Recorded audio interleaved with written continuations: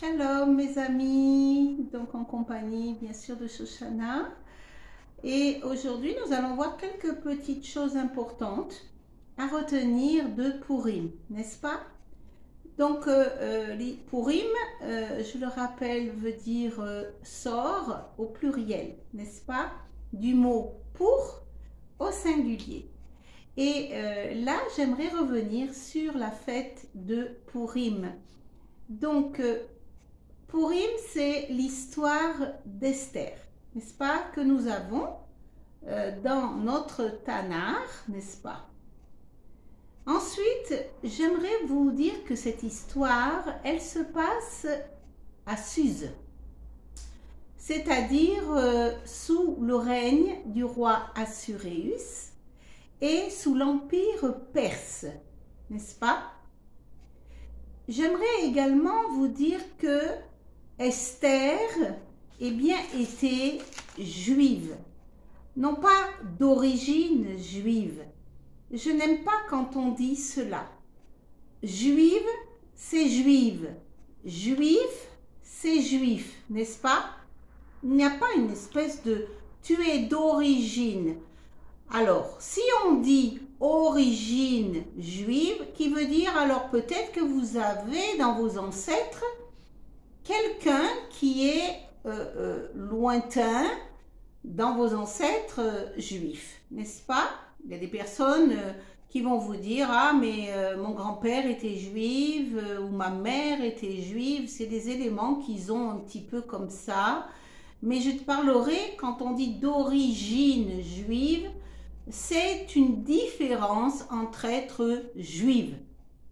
Par exemple, moi, je suis juive. Juive de père et de mère. Juive de mère du côté séfarade, père également. Donc, séfarade, c'est l'Afrique du Nord. C'est tout ce qui représente Maroc, Algérie, Espagne, tout le bassin, donc Méditerranée. D'accord? Là, ce sont, et je suis, juive séfarade, de père espagnol juif. Voilà. Parce que vous allez trouver des juifs de tout horizon.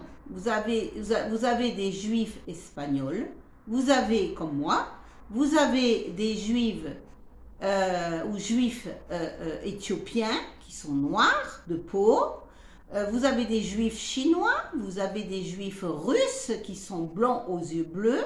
Vous avez des juifs et des juives de tout horizon dans les nations, n'est-ce pas? Ceux qui sont du bassin méditerranéen sont les juifs séfarades. Ceux qui sont de l'Europe de l'Est, ce sont plutôt les Russes, Russie, etc. Ce sont les Juifs ashkénazes. D'accord? Voilà. Une fois que ça c'est compris, je continue. Donc Esther, elle, son origine, elle est tout simplement juive, n'est-ce pas? De parents juifs. Son père, d'ailleurs, s'appelait Avikai. Avikai. N'est-ce pas?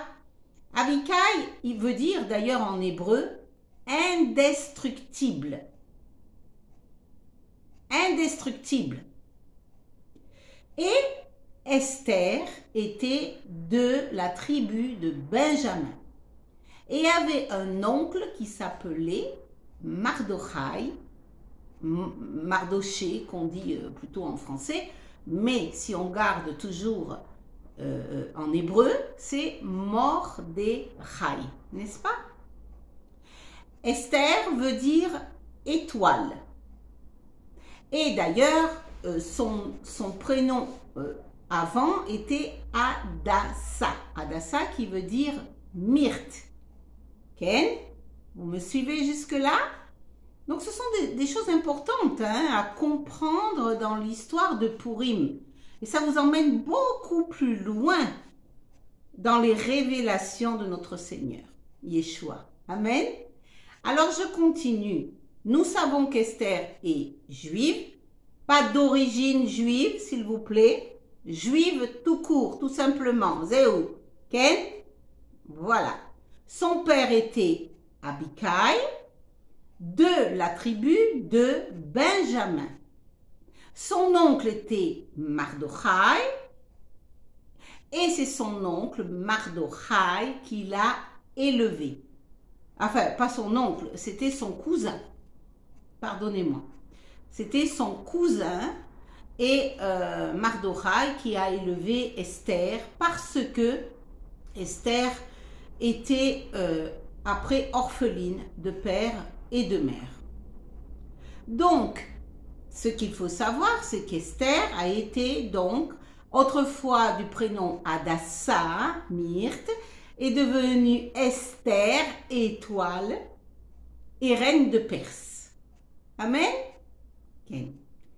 Et l'histoire d'Esther, l'histoire de Purim, qu'on lit à Purim, en Israël et dans toutes les nations, pour ceux qui aiment Israël et pour ceux qui suivent les fêtes d'Israël, eh bien, nous savons que Esther, lorsqu'elle a été élue reine, elle a sauvé notre peuple juif, notre peuple d'Israël. Amen.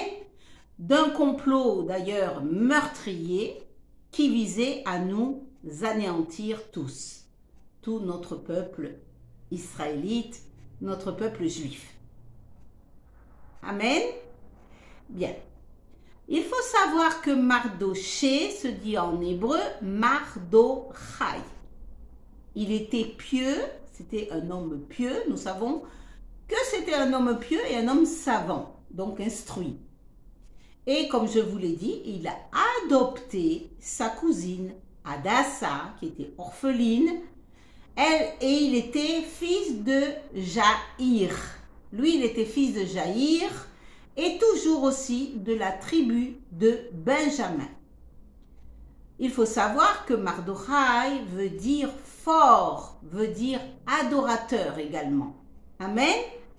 Voilà ce que vous devez un petit peu retenir de cette histoire. Et je dirais même, j'ajouterai que dans le livre d'Esther, au chapitre 3 du verset 15, vous trouvez l'institution de la fête de Purim dans le chapitre 9 au verset 17. Voilà. Quand je parle du chapitre 3 au verset 15, c'est plutôt là lorsque Aman, le vilain Aman, le destructeur, l'ennemi, voulait détruire notre peuple Israël. Là, vous avez ce passage dans le chapitre d'Esther, chapitre 3 au verset 15. Amen. Voilà, c'est ce que je voulais un petit peu vous rapporter à retenir de Purim. Voilà, et du livre d'Esther. Alors, soyez bénis et j'espère que ça aura parlé à vos cœurs également. Ah, j'ai oublié une chose, également, les tombeaux de Esther et Mardochai sont en Iran. Ils ne sont pas en Israël, ils sont en Iran, à Hamadam.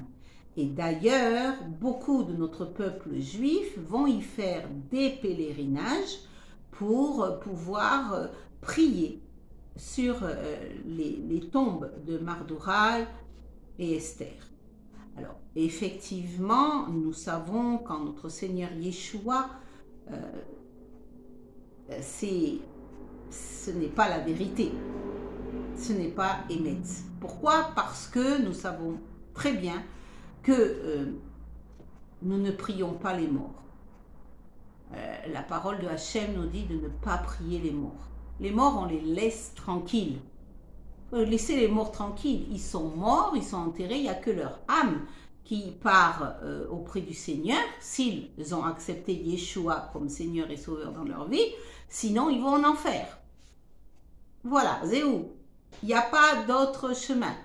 Enfer ou paradis, tu acceptes le Seigneur, tu vas auprès du royaume de Dieu, tu n'acceptes pas le Seigneur, tu vas en enfer, avec toute la cohorte des démons et des souffrances pendant 1000 ans, la puanteur, les sévices, la méchanceté, et en plus tu te rappelles constamment de ce que tu as été sur terre.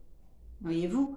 Alors c'est une oppression mentale, physique, atroce, l'enfer. Et je vous dis, l'enfer est vraiment, il existe, et ce sont des atrocités pour 1000 ans inimaginables. Et je vous en donne qu'une partie, parce que j'en connais qu'une partie, mais c'est horrible. Donc je vous invite vraiment à accepter du temps de votre vivant ici sur terre, le Seigneur Yeshua HaMashiach, Jésus, appelé par les nations, mais c'est le même, on est d'accord, et donc ainsi votre âme sera sauvée. Même à la dernière minute, même si vous l'acceptez sur votre lit de mort, vous dites que vous voulez que vous donnez votre vie au Seigneur Yeshua, vous demandez pardon pour vos péchés, Romains 9, du chapitre 10 au verset 9, vous le dit. Hein? Donc, croyez au Seigneur Jésus du temps de votre vivant, bien-aimé. Vraiment, je m'adresse à ma nation juive. Si tu écoutes cette vidéo, du temps de ton vivant, accepte Yeshua HaMashiach, notre Messie d'Israël. Alléluia. Et là, je viens de te donner encore des éclaircissements sur l'histoire de notre peuple, parce qu'il faut savoir que le livre d'Esther, eh bien, c'est un livre d'extermination de notre peuple. C'est ça le livre d'Esther également. C'est une victoire, bien sûr, ensuite sur nos ennemis, mais l'histoire même, le cœur même, le thème même de l'histoire d'Esther, c'est l'extermination de notre peuple, d'Israël. Et là, tu peux comprendre également, eh bien, que ça rappelle également le méchant, le diable, l'ennemi de nos âmes, qui également veut exterminer tous les enfants de Dieu, nés de nouveau, les chrétiens nés de nouveau. Je dis bien les chrétiens nés de nouveau. Je ne parle pas des catholiques et je ne parle pas des témoins de Jéhovah et je ne parle pas des mormons. Je ne parle pas de toutes ces sectes. Je parle des enfants nés de l'Esprit de Dieu, nés de nouveau. Donc, je veux parler des évangélistes. Amen. Parce que nous, les évangélistes en Yeshua, chrétiens et juifs messianiques, eh bien, nous avons reçu le Ruach HaKodesh, le Saint-Esprit qui nous éclaire et qui nous enseigne et qui nous conduit. Amen. Donc, je parle de ces chrétiens-là, n'est-ce pas? Je parle de ces enfants de Dieu, juifs messianiques, là, ici, maintenant. Donc, tu dois bien comprendre que l'ennemi de nos âmes, il cible notre peuple. Notre peuple d'Israël, premièrement, parce que c'est de là qu'est sortie la parole de Dieu, parce que c'est de là que notre peuple, ce sont des sacrificateurs qui portent aux nations leur amour pour Hachem. Nous n'avons pas d'autre Dieu, et les chrétiens évangéliques et les juifs messianiques, nous adorons qu'un seul Dieu, Yeshua et Hachem. Alors, je ne voulais pas venir sur ce sujet-là, mais bon, le Saint-Esprit m'y emmène, donc j'en parle clairement. Il faut que la vérité te soit annoncée. Il faut que la vérité émette te soit dévoilée, bien-aimé. Je te parle pour le salut de ton âme. Et ce n'est pas une petite chose.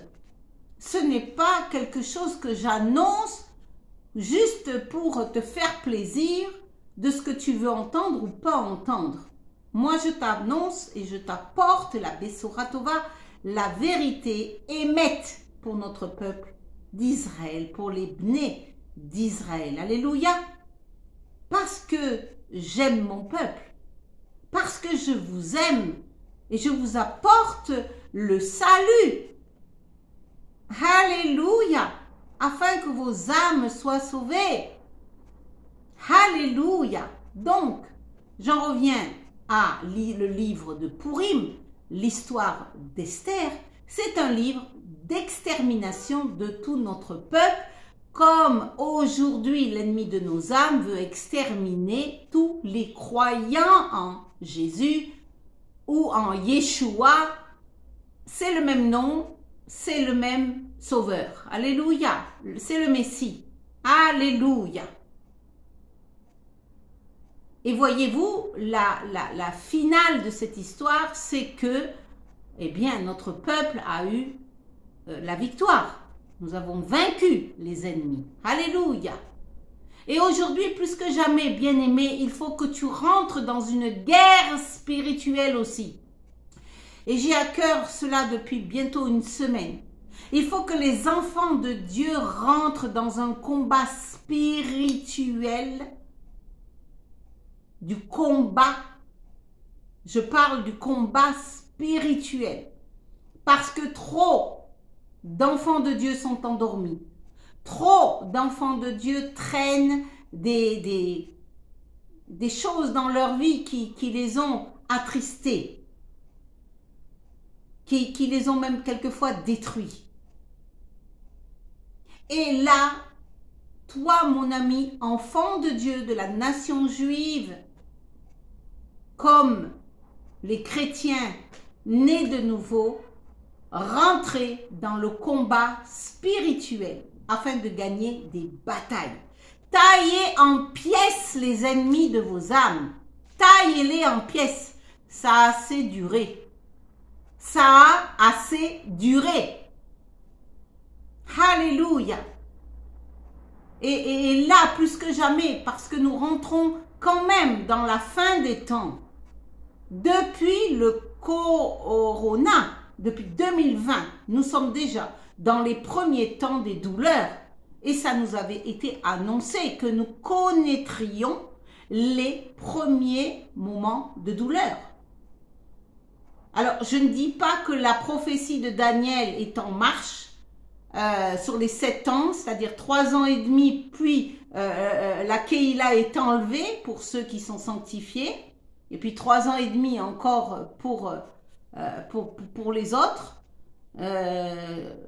Mais enfin, il vaut mieux partir dès que le Seigneur revient chercher sa Keïla, dans les 3 ans et demi de la prophétie de Daniel. Et des fois, je me demande si nous ne sommes pas déjà dans ces temps. C'est-à-dire que depuis 2020, nous serions déjà dans les 3 ans et demi de douleur et la Keïla du Seigneur serait enlevée, celle qui est sanctifiée, celle qui est préparée, hein, les vierges sages. Et là, nous serions enlevés.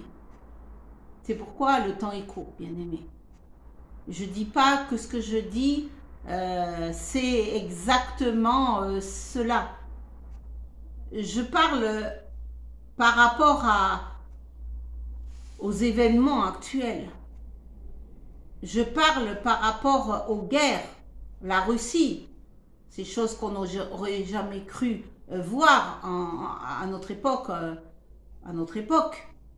Parler encore de guerre, connaître encore la guerre. Alors pour Israël, nous savons qu'il va y avoir l'ultime guerre, mais pour l'Europe, loin de là, ma pensée et vos pensées, certainement. Donc voilà, il y a les bruits de guerre. Il y a également les famines maintenant qui vont commencer de plus en plus. Puisqu'il y a une inflation qui est démarrée. Il y a une inflation qui est démarrée en tout, essence, alimentation, les prix des vols, des avions, tout est plus cher.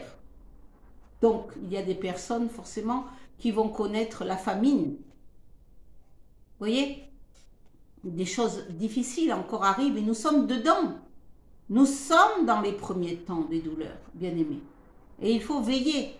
Et c'est pourquoi je dis que maintenant, tu ne dois plus rigoler avec l'ennemi de ton âme. Tu dois le combattre. Parce que lui, il va envoyer, et il a déjà envoyé des démons sur cette terre. Des démons. Il est dit qu'il laissera même de séduire les élus. Comprends ce que l'Esprit dit. Alléluia. Il enverra des démons plus forts qu'il a déjà envoyés, qui sont déjà sur terre. Mais encore plus forts pour essayer de séduire même les élus. Donc tu n'es pas exclu, bien-aimé. Je ne suis pas exclu. Et c'est pourquoi il faut veiller. Et c'est pourquoi il faut être vigilant. Et c'est pourquoi il faut être armé. Et donc tu dois rentrer dans le combat spirituel. Bien-aimé, nous sommes dans un temps où tu dois combattre l'ennemi de ton âme. Pour tout ce qu'il t'a volé. Pour tout ce qu'il t'a fait subir. Pour tous les pleurs que tu as eus. Pour toutes les dettes que tu as subies. Pour toutes les divisions qu'il a fait dans ta famille. Pour la mort également de tes bien-aimés. Tu dois vraiment être en rage. Comme le lion de la tribu de Juda. Sois en rage. Tiens-toi sur tes pattes de devant, comme le lion. Et ouvre ta bouche. Et crie. Hurle. Hurle. Menace l'ennemi de ton âme. Et dis-lui, dégage. Dégage, ta place est dans les déserts arides. Et vient le moment où tu seras lié pour 1000 ans. C'est ainsi que tu dois combattre, bien-aimé. Tu ne dois pas avoir peur, parce que tu as été racheté à un grand prix par notre Seigneur Yeshua. Tu as été racheté, tu coûtes aux yeux de l'Éternel. Tu coûtes aux yeux de Yahweh. Tu coûtes aux yeux de Adonai. Donc, tu dois vraiment prendre l'armure. Éphésiens 6. Prends le casque du salut. Prends l'épée de l'esprit. Prends la ceinture de vérité. Et combat. Il va combattre avec foi et détermination l'ennemi de ton âme, l'ennemi de nos âmes bien-aimées. Nous sommes dans un temps de guerre spirituelle. Tu dois veiller et tu dois agir et tu dois te lever. Alléluia. Comme Esther s'est levée pour notre peuple Israël. Tu dois te lever également pour ton pays. Tu dois également te lever pour ta nation. Tu dois également te lever pour ta famille. Tu dois également te lever pour tout ce qui est venu détruire ton environnement. Tu dois te lever. Bien-aimé, bien-aimé, il faut agir maintenant. Il faut agir maintenant. Alléluia. L'oppression a assez duré. L'oppression de ton âme a assez duré. Alléluia. L'oppression a assez duré, bien-aimé. Entends ce que l'Esprit te dit. Lève-toi et combat le bon combat de la foi. Alléluia. Remporte ta couronne comme Esther. Remporte ta couronne. Alléluia. Alléluia. Cette couronne, elle t'est réservée. Elle t'est réservée. Et tu dois combattre pour ne pas perdre cette couronne. L'apôtre Paul, Shalia Saul de Tars, nous l'a dit dans les Écritures, dans la Berit Hadasha, dans la Nouvelle Alliance. Il nous a dit de combattre et d'aller et de mener le combat et la course jusqu'au bout, jusqu'à la fin, pour remporter la couronne. Alléluia. Et cette couronne de gloire, bien-aimé, tu dois également la remporter. Alléluia. Tu dois remporter la couronne de gloire. Tu dois remporter ta couronne qui t'est réservée depuis longtemps. Tu ne dois pas te la laisser voler par l'ennemi de ton âme. Au nom de Yeshua. Alléluia. La couronne qui a été déposée sur Mardochai, sur Esther. Toi aussi, tu es fils et fille du royaume. Ne l'oublie pas. Tu as un royaume, bien-aimé. Tu es fille d'un royaume. Tu es fils d'un royaume.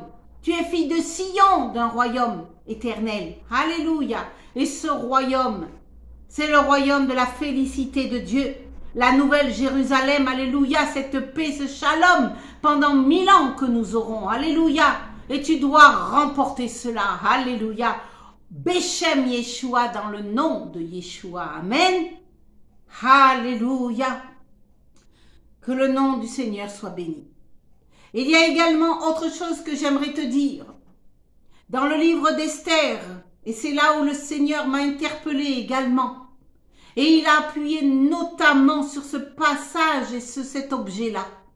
Regarde, écoute, schéma. Lorsque le roi Assuérus a donné sa bague, une bague royale à Aman, n'est-ce pas, pour lui donner l'autorité qu'il voulait, n'est-ce pas, sur le royaume.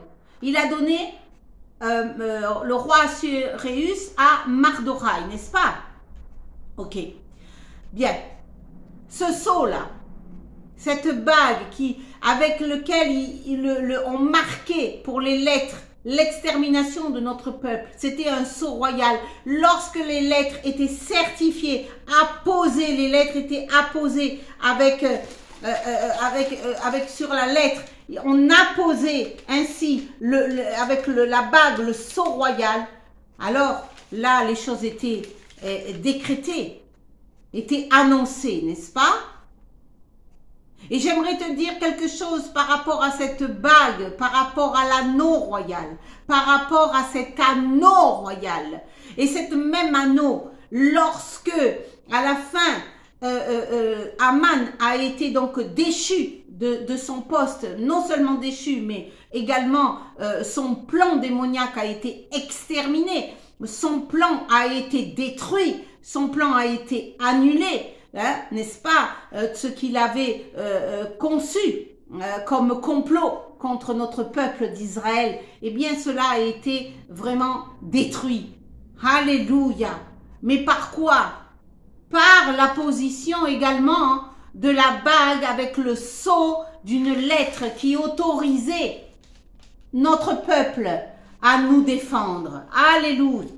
Il a fallu que le roi Assuérus, eh bien, lorsqu'Esther a eu la victoire, lorsqu'Esther a expliqué au roi que notre peuple était en danger et qu'il y avait un homme, Aman, qui voulait le détruire, rappelez-vous l'histoire, eh bien, Aman a été pendu, n'est-ce pas? Aman a été pendu.